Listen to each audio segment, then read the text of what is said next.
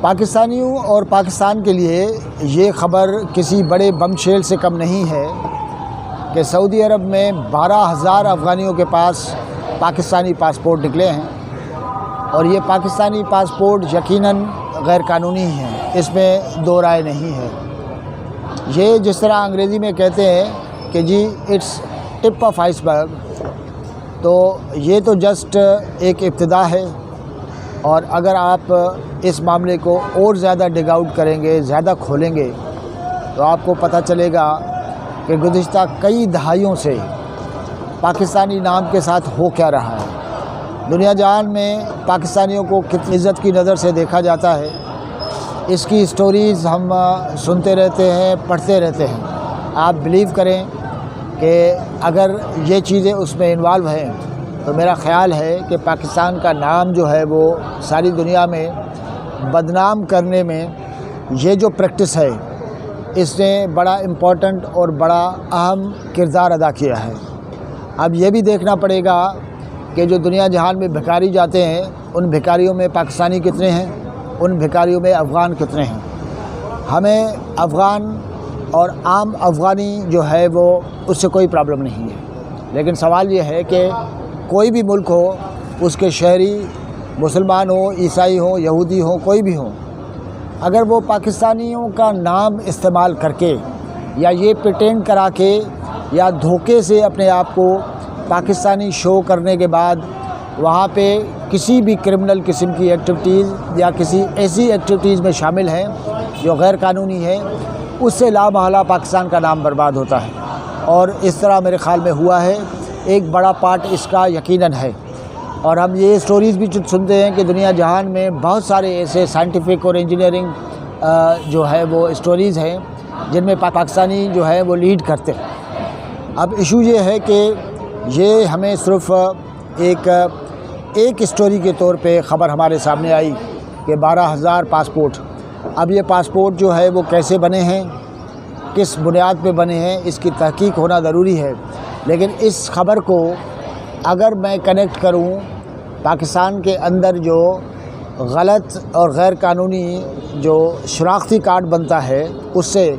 تو نادرا کے چیف یہ ہیں جو جنرل صاحب ابھی انہوں نے ٹیک اوور کیا ہے، انہوں نے تو ہمیں بتا دیا کہ جو لوکل پاکستانی ہیں ان کے فیملی ٹریز میں کس طرح افغانی شامل ہو جاتے ہیں۔ اس میں نادرا کا عملہ بھی شامل ہے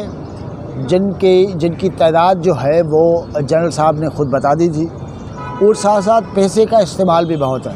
کہ مثال کے طور پہ مجھے ایک اچھی خاصی رقم آفر کی جائے اور میں کسی کو یہ اجازت دوں کہ وہ میری فیملی ٹری میں شامل ہو جائیں۔ اب یہ پتہ نہیں ہے کہ جو لوگ جو جا کے نادرا میں یہ چیک نہیں کرتے یا یہ انفارمیشن اپنے پاس نہیں رکھتے کہ ان کی فیملیوں میں اور کون کون سے نام آ گئے ہیں، تو ان کا تو کچھ پتہ نہیں ہے کہ کتنی اس ٹائپ کی غلط کاری ہوئی ہے۔ لیکن یہ بات طے ہے کہ پاکستان کے اندر افغانیوں کا جب سے ایشو ابھرا ہے تو اس ٹائپ کی سٹوریز بھی ہمارے سامنے آ رہی ہیں، اور نادرا کے سلسلے میں ماضی میں بھی بڑے پیمانے پہ الزامات کا ایک سلسلہ رہا ہے،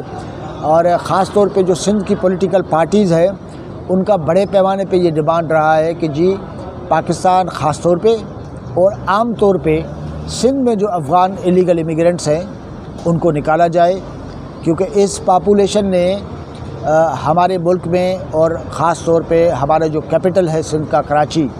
اس میں کرائم کا ایک بازار جو ہے وہ گرم کر رکھا تھا۔ سپریم کورٹ آف پاکستان میں لا اینڈ آرڈر کے کیس کے سلسلے میں آپ اگر یاد کریں جو بھی رپورٹس آئی ہیں اس میں بھی اس چیز کو انڈیکیٹ کیا گیا۔ عدالتوں نے کوشش کی کہ اس وقت کی ایڈمنسٹریشنز کو پہ زور دیا جائے کہ جی آپ ان کو نکالیں، لیکن سمجھ میں نہیں آتا کہ ہم لوگ اپنے فارن پالیسی یا اسٹریٹجک ڈیپتھ کے چکر میں اپنے گھر کے اندر اتنا بڑا مسئلہ پیدا کیے ہوئے ہیں کہ جو اب ہمارے بالکل گلے پڑ گیا ہے۔ بات صرف افغان ایلیگل امیگرینٹس کی نہیں ہے، کہا یہ جاتا ہے کہ پاکستان کے اندر اور خاص طور پہ سندھ کے اندر 26 ملک جو ہیں ان کے ایلیگل امیگرینٹس رہتے ہیں، اور ہم نے اپنے آپ کو ایک ایسے ملک کے طور پہ پیش کر دیا ہے جس کے دروازے سارے جہان کے لیے کھلے ہوئے ہیں، जिस इलाके में क्राइसिस होता है, वॉर होती है, लोग बआसानी यहाँ पे आ जाते हैं। इसका मतलब ये है कि यहाँ पे सहूलतकार मौजूद है, सहूलत मौजूद है। सहूलतकार कौन हैं, उनको भी इंडिकेट करने की ज़रूरत है। और हम सहूलतें किस तरह देते हैं, कोई कैंप वैम्प नहीं लगाते, कोई इलाका डेजिग्नेट नहीं करते, जिस तरीके से कानूनी तौर पे और इंटरनेशनल लॉ के तहत होना चाहिए। हम सिर्फ पैसे पकड़ते हैं और लोगों को कहते हैं कि जी आ जाएं। वो हमारी सोसाइटी में, हमारे लोकेलिटीज़ में बस जाते हैं और वो वहाँ पे बहुत सारे धंधे ऐसे करते हैं जिस धंधों से हमारी सोसाइटी के अंदर ज़बरदस्त किस्म का क्राइम जो है वो जन्म लेता है। तो मेरा ये ख़्याल है कि ये इस राइट टाइम कि सिंध की जो पॉलिटिकल पार्टीज़ हैं और ख़ास तौर पे कॉम्प्रेस पार्टीज़ हैं जिन्होंने माजी में एहतजाज भी किया है, उनको बड़े पैमाने पे इस प्रोसेस का हिस्सा होना चाहिए। हुकूमत की हर वो कोशिश जिसमें अफ़गानियों को निकालने की बात हो रही है या उनको अपने मुल्क भेजने की ज़रूरत है, और अपने मुल्क भेजने की कोई भी कोशिश है, पॉलिटिकल पार्टीज़ को इस प्रोसेस को एक सपोर्ट करना चाहिए। They should be engaging with the governments. दूसरी बात यह है कि सिर्फ ये सिंधी नेशनलिस्टों या सिंधी बोलने वाले का मसला नहीं है। मिसाल कराची के अंदर मल्टीपल किस्म की मल्टी लिंगुअल जो है मल्टी एथनिक पॉपुलेशन रहती है। कराची मैनेजेबल गवर्नेबल तब होगा जब यहाँ की जो पॉपुलेशन है उसको मैनेज किया जाएगा। कराची कितना बड़ा होना है, कराची को कितना पानी चाहिए, बिजली का निज़ाम किस तरह होगा, कराची एक सिविक एमिनिटीज़ वाला शहर जो है वो कैसे बनेगा, उसके लिए ये ज़रूरी है कि यहाँ की पॉपुलेशन जो है उसकी प्लानिंग होना बहुत ज़रूरी है। अगर प्रोविंशियल सतह पे इस सारी प्लानिंग की ज़रूरत है तो फिर हमें ये डिसाइड करना पड़ेगा कि यहाँ पे जो इमिग्रेशन है उसको कंट्रोल में रखना पड़ेगा। हमारे पास तरीक़ेकार होना चाहिए। हुकूमतें जो हैं हमारे पास, आई डोंट नो उस पे इतना माजी में क्यों सीरियस नहीं रही हैं,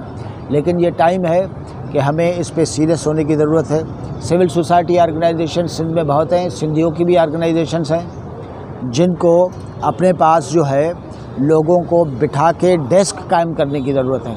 जिनके पास फिगर्स हों, एदाद व शुमार हों। वो आई होप कि ये रिस्पॉन्सिबिलिटी महसूस की जाएगी और ये काम जो है करने की ज़रूरत है और ये ज़रूर करना चाहिए।